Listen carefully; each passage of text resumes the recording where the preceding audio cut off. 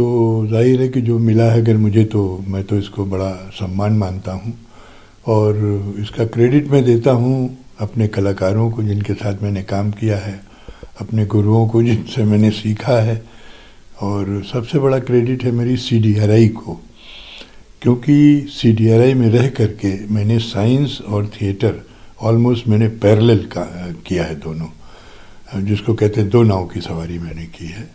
तो अगर मैं CDRI में नहीं होता तो शायद मैं आज न इतना थिएटर कर रहा होता, न फिल्में कर रहा होता, न सीरियल कर रहा होता।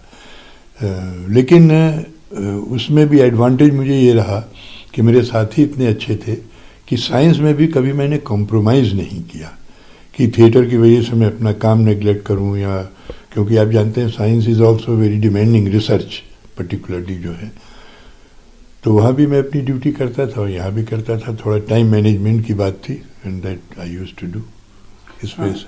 सर, आप एक साइंटिस्ट होने के साथ साथ एक आपका जो अंदर का एक हुनर था, आपने उस हुनर को भी नहीं छोड़ा और उसी हुनर के कारण जो है आज आपने जिस तरीके से यूपी में एक अलग मुकाम भी हासिल किया। सर देखिए, हुनर बहुत लोगों में होता है, उसकी ग्रूमिंग की बात होती है। जैसे एक ज़माने में कहा जाता था ना पढ़ोगे लिखोगे बनोगे नवाब, खेलोगे कूदोगे होगे खराब। लेकिन अब कॉन्सेप्ट बदल गया है। अब देखिए, खेल कूद में भी हमारी लड़कियां विश्व चैंपियन हो गई हैं, क्रिकेट में और भी स्पोर्ट्स में हमारे यहाँ लड़कियां भी बहुत आगे बढ़ रही हैं, लड़के बहुत आगे बढ़ रहे हैं। तो थिंग्स हैव चेंज्ड। जब मैंने थिएटर शुरू किया था तो उस समय इसका कोई स्कोप नहीं था, सिर्फ शांता सुखाए होता था। आज थिएटर का बहुत बड़ा स्कोप हो गया है। आज स्कोप उसका इस सेंस में हो गया है कि थिएटर को आप एक करियर भी बना सकते हैं। थिएटर करके भले ही थिएटर जो है वो उस रोजी रोटी न दे पाए, लेकिन थिएटर की वजह से जो आपकी ट्रेनिंग होती है, जिससे आप सीरियल करते हैं, फिल्में करते हैं, तो वो एक जॉब ओरिएंटेड करियर बन जाता है। दूसरे जो थिएटर की ट्रेनिंग होती है उससे आपकी पर्सनैलिटी बिल्डिंग, आपके पावर ऑफ एक्सप्रेशन, आपका प्रेजेंटेशन, उसमें सब में फ़र्क पड़ता है। आपका ग्रुप में काम करना, आपका इंडिविजुअल लीडरशिप लेना, तो ये सारी चीज़ें जो है थिएटर सिखाता है। तो मुझसे बहुत फ़र्क पड़ गया है तब में और अब में, और अब लोग इसको अपना करियर भी बनाना चाहते हैं, बना भी रहे हैं। आज आप देखिए, हमारे समय में सिर्फ DD1 हुआ करता था, या बाद में जब 75 में लखनऊ दूरदर्शन आया तो सिर्फ लखनऊ दूरदर्शन था। आज कितने हमारे दूरदर्शन केंद्र हो गए हैं, हमारे गवर्नमेंट के कितने चैनल्स हो गए हैं, इसके अलावा प्राइवेट कितने चैनल्स हो गए हैं, फिर OTTs आ गए हैं जिनमें वेब सीरीज़ बन रही हैं। वो भी शुरुआत 1, 2, 3 से हुई थी, आज कम से कम 300 ऐसे चैनल्स हैं, रोज़ नए नए चैनल बन रहे हैं। तो इसका स्कोप दिन पे दिन बढ़ता जा रहा है और I think it's very good also. Sir, आप 2 रोल निभाते रहे, जिस तरीके से फिल्म इंडस्ट्री में कहा था 2 रोल निभाना, आप जिंदगी में भी 2 रोल निभाते रहे, एक साइंटिस्ट का, दूसरा कलाकार का। हाँ, और जैसे मैंने बताया कि मैंने कॉम्प्रोमाइज़ नहीं किया। देखिए, जैसे मैं साइंस करता था तो साइंस में भी मैं ये तो नहीं कहूँगा कि मैं बहुत टॉप का साइंटिस्ट था, बहुत ही ब्राइट साइंटिस्ट था, नेशनल लेवल का साइंटिस्ट था, ऐसा नहीं था। मैं जो एक एवरेज साइंटिस्ट होता है उससे थोड़ा सा बेटर था मैं। और क्योंकि देखिए, हर एक की बुद्धि की भी क्षमता होती है ना। हर एक के हमारे जैसे डायरेक्टर जनरल डॉक्टर मशेलकर थे, अब उनका ब्रेन लेवल था, एक मेरा ब्रेन लेवल है, तो ये हर एक की अपनी अपनी अलग अलग क्षमता होती है। एक्टिंग में भी अलग होती है, किसी काम करने में भी होती है, बिजनेस में भी अलग होती है। तो मेरी जितनी क्षमता थी उस क्षमता भर मैंने अपनी पूरा निभाया। और जैसे मैंने कहा कि इसमें अगर मुझे सहयोग CDRI से लोगों से नहीं मिलता तो शायद मैं इतना आगे नहीं बढ़ सकता था। और इसी तरीके से थिएटर में भी मुझे बहुत अच्छे अच्छे लोग मिले। मेरे गुरुजी थे राजेश्वर बच्चन जी, जो खुद तो ट्रेन नहीं थे, लेकिन पता नहीं उनके में कुछ इंटरनल क्वालिटी थी थिएटर की, जिससे थिएटर के शुरुआत के नुआंसेस मैंने उनसे सीखे।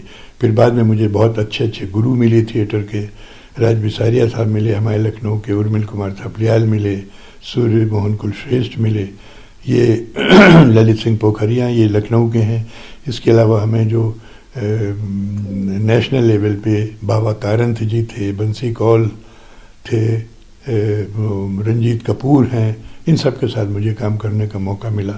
तो इन सब की वजह से मुझे सीखने का बहुत मौका मिला और उसी के साथ साथ मेरा थिएटर भी चलता रहा और साइंस भी चलती रही। अब जैसे मैं जर्मनी गया था 1.5 साल के लिए एक बार, 3 महीने के लिए एक बार, वहाँ मेरा थिएटर बिल्कुल छूटा हुआ था। I was totally dedicated to science.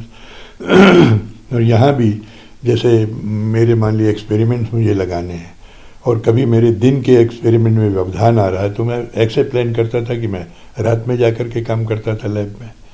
तो चूंकि साइंस में कोई ऐसी बाइंडिंग नहीं थी कि दफ्तर का काम नहीं है कि आपको 10 से 5 बजे तक काम करना है। हमारी लैब्स हमेशा ओपन रहती थी। मैं चाहे सुबह 9 बजे जाके काम करूं या 5 बजे जाके काम करूं या रात में 12 बजे जाके काम करूं, रात में 2 बजे जाके काम करूं। तो ये जो एडवांटेजेस थे लैब्स के और हमारे CDRI के, उनका सबको मैंने अवेल किया, उन एडवांटेजेस को, और उसको मैंने अप्लाई किया। वैसे थिएटर में भी थिएटर तो मेरी रिहर्सल आमतौर पे शाम ही को होती थी, लेकिन जैसे टेलीविज़न की रिहर्सल है, रेडियो की रिहर्सल है, वो दिन में होती थी। तो मैं अपनी प्लानिंग ऐसे करता था कि so that I can manage. Sir, film industry की बात की जाए तो आपकी कौन सी ऐसी मूवी रही जिसमें आपका एक अहम रोल देखने को मिला? देखिए, मेरे सिर्फ मूवी की नहीं मैं अगर टोटल बात करूं तो मेरे 6-7 काम ऐसे हैं जिन्होंने मुझे रिकॉग्निशन दिलाया। क्योंकि देखिए, काम मैंने 75 से ज़्यादा फिल्में की हैं, मैंने 13-14 से ज़्यादा वेब सीरीज़ की हैं, मैंने टीवी कॉमर्शियल्स किए हैं 24-25, मैंने 500 से ज़्यादा एपिसोड्स किए हैं टेलीविज़न के, 250 से ज़्यादा रेडियो प्लेस किए हैं, 100 मैंने नाटक किए हैं जिसके लगभग 1000 शोज़ किए हैं। लेकिन कुछ काम होते हैं जो आपको असली पहचान दिलाते हैं। उसमें सीरियल्स में मेरा सबसे बड़ा काम है उड़ान सीरियल। आपको तो पता नहीं, आपकी पैदाइश थी नहीं थी, 1989-92 के बीच में आया था सीरियल। उस समय सिर्फ DD1 हुआ करता था। तो जो भी चाहे अच्छे सीरियल होते थे बहुत पॉपुलर होते थे और उससे नेशनल रिकॉग्निशन मिलता था। तो मेरा उड़ान सीरियल उस समय आया था कविता चौधरी का, जिसने बहुत सी लड़कियों को और पुरुषों को भी इंस्पायर किया पुलिस सर्विसेज में आने के लिए।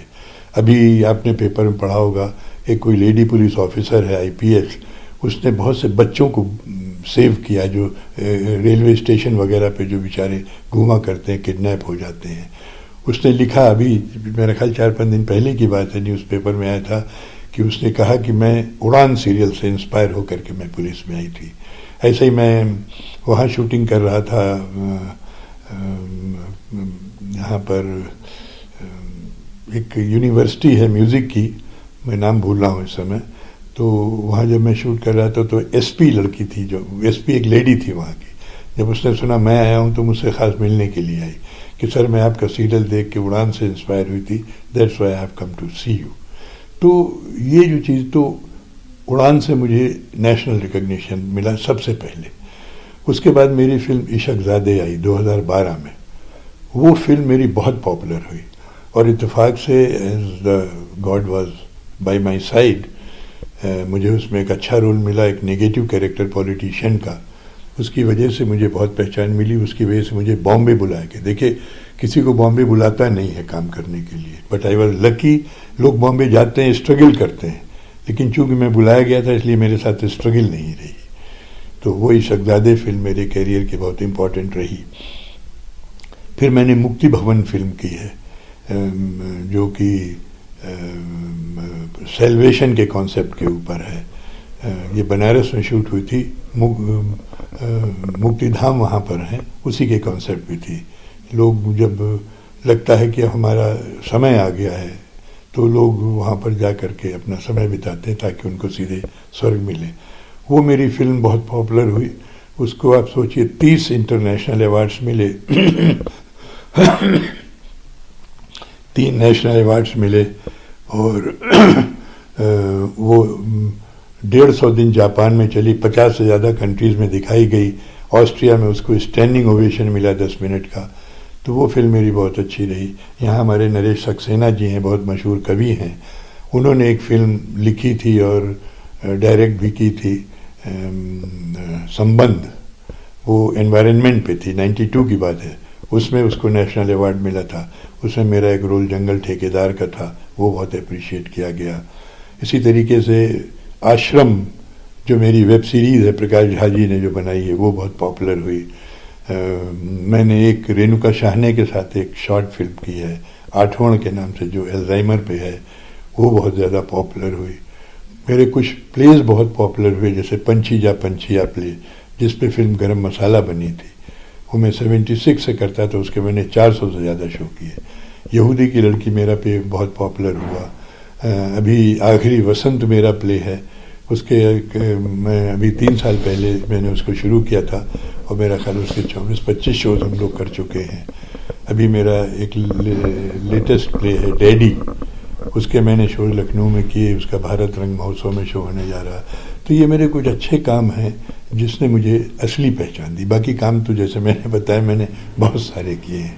सर, जिस तरीके से अब आप पद्मश्री अवार्ड से भी है, तो जो अन्य कलाकार हैं उनको क्या कुछ कहना चाहेंगे कि वो किस तरीके से अपने? नहीं, मैंने देखिए, मैं जब भी मैंने जो भी काम किया मैंने बड़ी सिंसियरिटी से पूरी लगन के साथ में किया। और आज भी इस उम्र के होने के बाद भी मैं चाहे 25 साल के लड़के के साथ काम करूं, वो मेरा डायरेक्टर हो, तो I work as a obedient student of director. I am director's actor.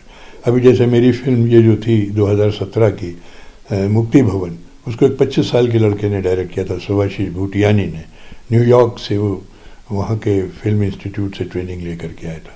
अभी जो मैंने प्ले किया बियॉन्ड द कर्टन, 35 साल की लड़की डायरेक्ट कर रही थी उसको।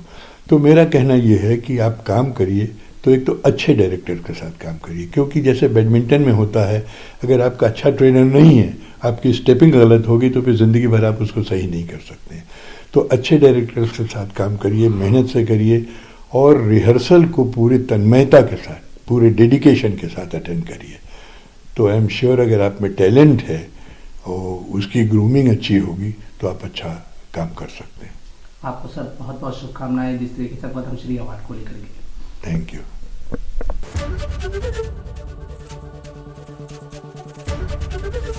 एबीपी गंगा, खबर आपकी, जुबान आपकी।